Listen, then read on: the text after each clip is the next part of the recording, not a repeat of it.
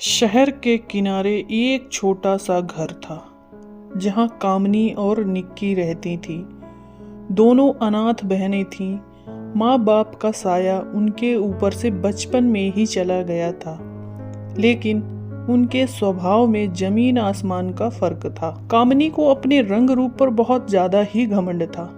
निक्की थोड़ा शांत स्वभाव की थी और दूसरों को खुश देखकर ही खुश हो जाती थी। वो किसी का भी बुरा नहीं चाहती थी और सबके साथ अच्छा व्यवहार रखती थी। एक दिन उनका रिश्ता एक ही परिवार के दो भाइयों के साथ तय होता है, जिनका नाम सुलभ और तेजस हो गया। यह सुनकर कामनी खुशी से पागल हो गई, क्योंकि उसको अपने खूबसूरती पर इतना घमंड था कि वह अपने आगे किसी को सुंदर नहीं मानती थी। और वहीं वो निक्की से बोली, वाह निक्की, मैंने पहले ही कहा था ना, मेरा भाग्य तो बहुत ही अच्छा है और मेरा भाग्य मेरे ऊपर ही मेहरबान है। देखना, मैं जिस घर में जा रही हूँ वहाँ सिर्फ बहू नहीं बल्कि महारानी बनकर रहूंगी। ऐसा रुतबा होगा ना मेरा कि लोग खुद कहेंगे कि यह लड़की बहुत ही किस्मत वाली है। और सुलभ, वो तो मेरे कहने पे ही चलने वाले हैं। जो कहूंगी वो सब करने के लिए तैयार हो जाएंगे। मुझे पता है कि वो कैसे हैं और मैं अपने हिसाब से चलाऊंगी उन्हें। सासू माँ, वो तो बड़ी ही आसानी से अपने पक्ष में कर लूंगी मैं उनको। और अगर कभी कुछ पसंद नहीं आया तो मैं चुपचाप रहने वालों में से नहीं हूँ। जो गलत लगेगा साफ साफ बोल दूंगी। मुझे किसी की नाराजगी से कोई डर नहीं लगता। फिर मैं क्यों सुनूंगी? क्योंकि जो मेरे पति इतना कमाते हैं और उनका इतना बड़ा व्यापार है और मैं तो रानी बनकर रहने वाली हूँ वहाँ पे। दीदी, आप हमेशा इतना गुरूर से क्यों रहती हैं? इतना गुरूर करके मत रहा करो। बात बहुत जल्दी तय कर लेती हो। रिश्ते ऐसे नहीं चलते। संभलना हर किसी के बस की बात नहीं होती। किसी इंसान को उसके स्वभाव को, उसके हालत को समझने में वक्त लगता है। शादी सिर्फ बड़े घर या आराम का नाम नहीं है। यह एक बहुत बड़ी जिम्मेदारी है और इस जिम्मेदारी को संभालना पड़ता है, जहाँ इज्जत, समझ और प्यार सबसे जरूरी होते हैं। और अगर हम शुरुआत से ही अपनी मनमानी करेंगे तो रिश्ते टिकाऊ कैसे रहेंगे? ससुराल में सास की आज्ञा का पालन करना होता है, ससुराल ऐसे थोड़ी ना होता है। तुम फिर आ गई अपना ज्ञान देने मुझे। और ये अपना ज्ञान भरी बातें ना सिर्फ अपने पास ही रखा करो। वैसे भी मैं किसी की बातें सुनने वालों में से नहीं हूँ। तू तो बचपन से ही ऐसी है, सबकी सुनने वाली, सबको खुश करने वाली। वैसे भी तेजस जैसा सीधा साधा लड़का और शांत तुझ पर ही जचता है। ऐसे लोग तुझे समझ पाएंगे। मैं थोड़ी अलग हूँ निक्की। मुझे साधारण जिंदगी नहीं चाहिए। मुझे बड़ा घर चाहिए, बड़ी गाड़ी, बड़ा बंगला। ये सब रईस रईसी ही मुझे अच्छी लगती है। ऐसी जिंदगी नहीं चाहिए जहाँ मुझे घुट घुट के रहना पड़े। इज्जत, नाम, शोहरत और जहाँ की मैं मालकिन बन के रहूं, इस तरीके का घर चाहिए मुझे। दीदी, बड़ा घर ईंटों और दीवारों से नहीं बनता, दिल से बनता है। और सुलभ वैसे नहीं है जैसा आप सोच रहे हैं। वो बहुत ही समझदार हैं, बस दिखावा नहीं करते। वो थोड़ा शांत स्वभाव के हैं। उन्हें दिखाने वाली चीज़ें थोड़ा कम पसंद है और वो बहुत अच्छे दिल के भी हैं। आप उन्हें समझने में शायद गलती कर रही हैं। ऐसा नहीं है। मुझे लगता है कि वो किसी पर भी अपनी बात नहीं थोपते, बल्कि सामने वाले की राय की कदर करते हैं। अच्छा, अब तुम उनकी तारीफों के पुल मत बांध। तू हमेशा से हर इंसान में अच्छाई ही ढूंढ लेती, चाहे सामने वाला कैसा भी हो। मुझे बस इतना बताए कि मेरी जिंदगी अब बदलने वाली है और मैं बहुत अच्छे से जीऊंगी। ऐसे ठाठ से रहूंगी कि लोग खुद आकर के कहेंगे कि क्या लड़की है और क्या घर में बहू आई हुई है। लोग देख देख के ही मुझसे जलेंगे, क्योंकि मैं हूँ ही इतनी सुंदर। दीदी, मैं बस यही चाहती हूँ कि हम दोनों जिस घर में भी जाएं मिलजुल कर रहें, किसी के दिल को ठेस ना पहुँचे। और मेरा तो सबसे पहला ही ये सिद्धांत है कि मेरी वजह से किसी को कोई भी तकलीफ ना हो, क्योंकि तकलीफ देकर दूसरों को और हम खुश नहीं रह सकते। और कभी हमसे गलती भी हो जाए तो उसे अहंकार से नहीं बल्कि मिलकर सुधारें। आखिर रिश्ता निभाने में मजबूत होता है, जीतने से नहीं। मुझे समझाने की कोशिश मत कर। मुझे अच्छी तरह पता है कि क्या करना है और क्या नहीं करना। और तू जरा ध्यान रखना, इतनी भोली मत बनकर रहना कि कोई तुझे इस्तेमाल कर ले। वैसे भी ससुराल में चालाक बन के ही रहा जाता है। मैंने बहुत सारे लोगों से सुना था, जो अपनी पड़ोस की काकी है ना, उन्होंने बहुत बार बताया था कि ससुराल में चालाकी बनकर रहना चाहिए, क्योंकि लोग अच्छे नहीं होते। दीदी, मैं भोली नहीं हूँ। मैं बस किसी को नुकसान नहीं पहुंचाना चाहती और ना ही किसी से डरती हूँ। मैं बस वही करना चाहती हूँ जो सही हो, अपने लिए भी और दूसरों के लिए भी। क्योंकि मुझे ये सब चीज़ें थोड़ा कम अच्छी लगती हैं। दिखावा और खूबसूरती, ये सब थोड़ा गुरूर कम करना चाहिए। हाँ, तू तो हमेशा से अपने आप को एकदम महारानी ही बनती है कि तू तो एकदम सती सावित्री है, एकदम सत्यवान। तू तो कभी झूठ बोलती ही नहीं है। अब चल, ज्यादा मत बोल। मुझे अपने सपनों में रहने दे। जिस घर में मैं जाऊंगी ना निक्की, वहाँ की सोच बदल दूंगी। वहाँ की हवा तक मेरे हिसाब से चलेगी और मेरा पति तो मेरे इशारों पर चलेगा। देख लेना तू, मैं अभी से तुझे बता रही हूँ, और तू इतनी शरीफ बन के मत रहना। शादी की तारीख आ गई। दोनों बहनें एक ही मंडप में ब्याह कर अपने अपने ससुराल पहुंच गईं। घर की मुखिया थी सासू माँ पार्वती देवी ने दोनों बहुओं का खूब स्वागत किया। पहली नजर में ही वह समझ गई थी कि दोनों का स्वभाव अलग है। एक को अपनी सुंदरता पर बहुत घमंड है और दूसरी वहीं पे शांत और सरल संस्कारी है। आओ मेरी बच्चियों, अंदर आओ। आज से यह चौखट तुम्हारी है, यह आंगन तुम्हारा है और यह घर तुम्हारी खुशियों का बसेरा है। अब मुझे किसी परायेपन का एहसास नहीं होना चाहिए, क्योंकि जिस दिन बहू इस घर में कदम रखती है उसी दिन से वह बेटी बन जाती है। किसी भी बात से घबराने की कोई जरूरत नहीं है। बस इतना चाहती हूँ कि तुम दोनों बहनें आपस में प्रेम से रहो, एक दूसरे का सम्मान करो और पूरे परिवार को अपना समझो। मैं तुम्हारी सास नहीं हूँ, मैं तुम्हारी माँ हूँ और मैं माँ बनने की पूरी कोशिश करूंगी कि कहीं कोई कमी न रह जाए मेरी बेटियों को। जी सासू माँ, हमें अच्छी तरह पता कि हम अब यहीं रहेंगे और यह ही हमारा घर है। हम कमजोर नहीं हैं कि किसी बात से डर जाएं। हम कोई गली की भिखारी नहीं है जो सिर झुका कर चले। हम इस घर में जिम्मेदारी निभाने आए हैं, घर को अपने तरीके से संभालने आए हैं। और हाँ, उम्मीद करती हूँ कि हमें यहाँ महारानी की तरह सम्मान मिलेगा। आखिर सुलभ मुझसे बहुत प्यार करते हैं, और हाँ, जहाँ प्यार होता है वहाँ किसी की कमी नहीं होती, क्योंकि प्यार में बहुत ताकत। और सुलभ मेरे कहने पर जरूर चलेंगे, मुझे इतना तो पता है। बेटी,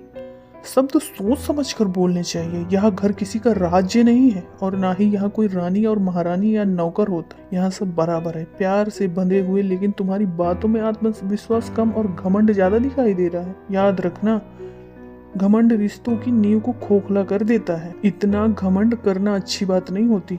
और घमंड भी किस चीज का? एक खूबसूरती का। काला गोरा तो दुनिया होता है इंसान, खूबसूरती पे कभी घमंड नहीं करना चाहिए। माफ कीजिए सासू माँ।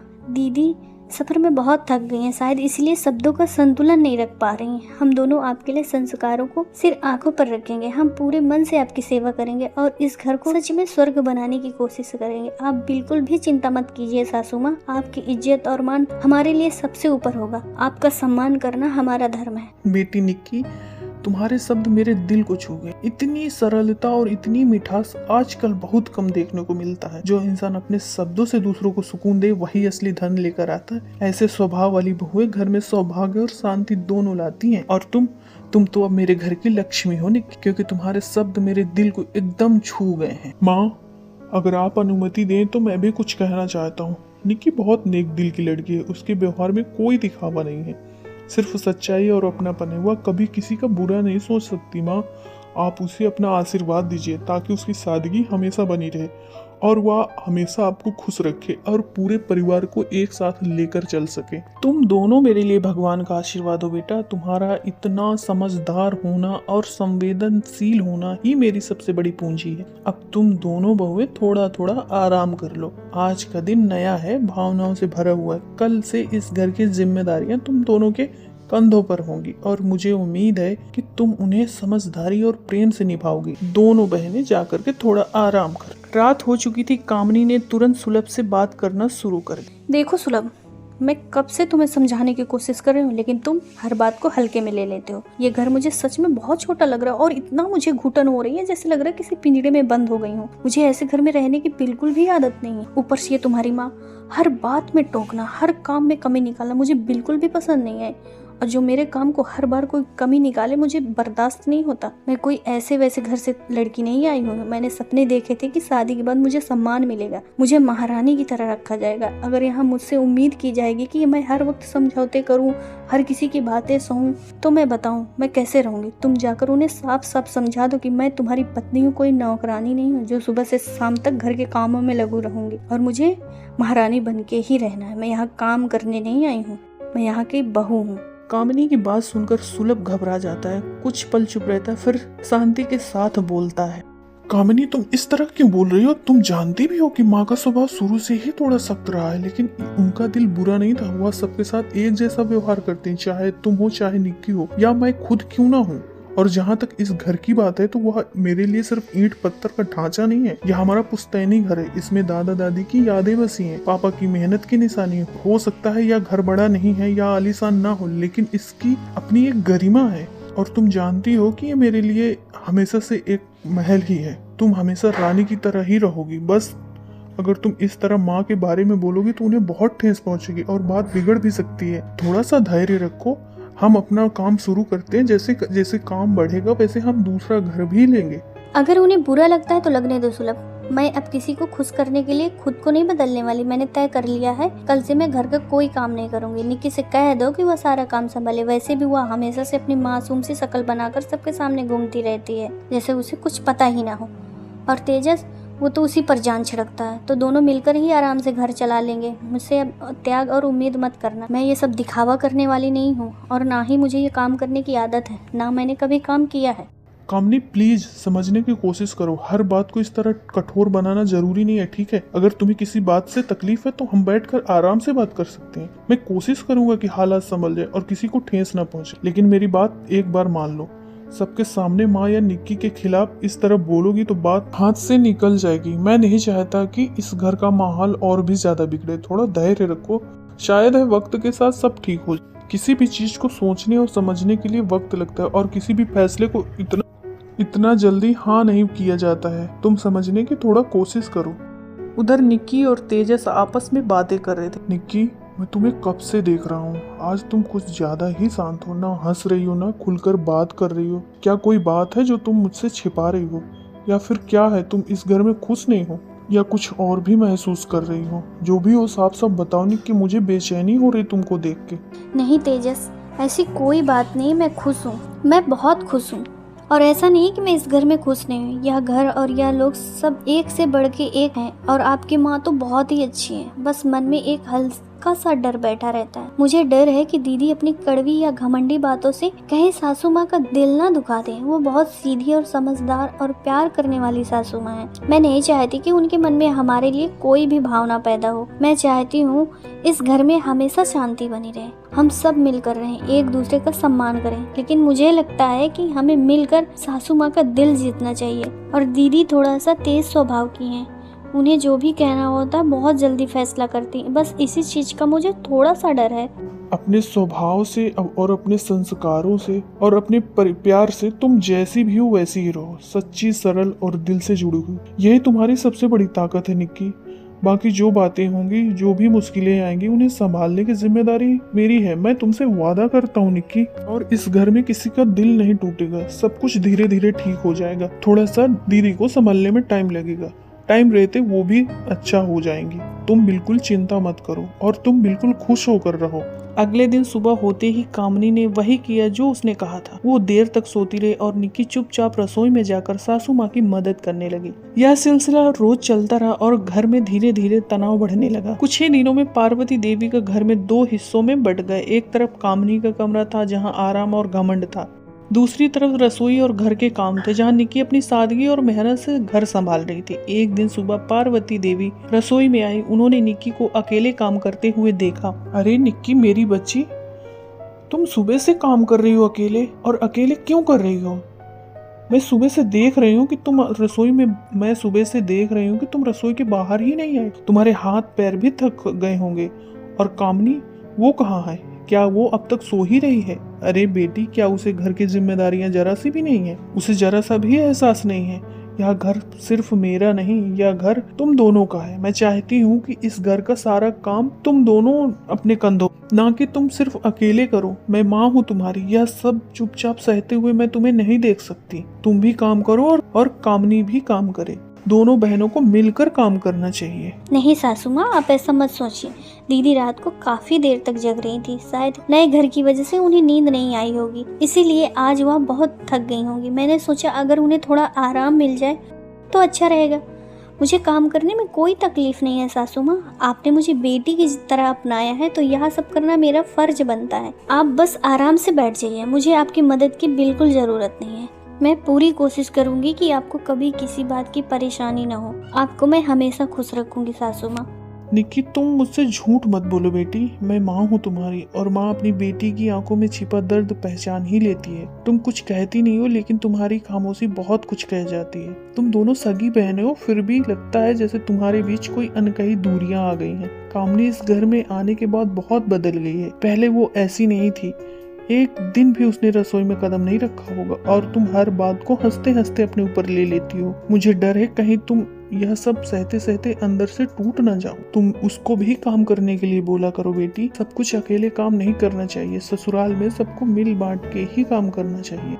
सासू माँ, आप दिल छोटा मत कीजिए। दीदी का स्वभाव थोड़ा अलग है। वो बचपन से ही नाजों में पली थी। थोड़ी आलसी जरूर है, लेकिन उनके दिल में किसी के लिए कोई बुराई नहीं है। वो बस अपनी बातें ठीक से कह नहीं पाती। आप उनसे कुछ मत कहिए, कहीं वो गलत ना समझ लें। अगर घर में प्यार और धैर्य रहेगा तो सब कुछ अपने आप ठीक हो जाएगा। मैं चाहती हूँ कि इस घर में कभी कोई कड़वाहट ना आए, बस सब लोग मिलजुल कर ही खुशी से रहें।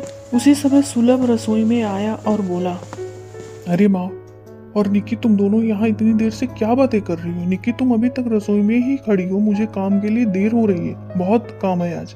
सब कुछ छोड़ो, पहले मेरे लिए नाश्ता जल्दी से लगाओ। तुम जानती हो ना मुझे देरी बिल्कुल भी पसंद नहीं है, और कब से मैं इंतजार कर रहा हूँ कि मुझे जाना भी, और तुम लोगों को पता भी है कि मुझे निकलना है। पहले मेरे लिए नाश्ता दे दो, फिर तुम आपस में बातें करना। सुलभ आज मैं तुमसे एक सवाल पूछना चाहती हूँ, और इस बार तुम मुझसे बच नहीं पाओगे। तू ही बता, तेरी पत्नी कामनी कहाँ है? क्या वो इस घर की बहू नहीं है? क्या सिर्फ निक्की ही इस घर की जिम्मेदारी है? सुबह से देख रहे हो रसोई में झाड़ू पोछा चाय नाश्ता हर काम अकेले निक्की कर रही है, लेकिन वो कब तक चलेगा?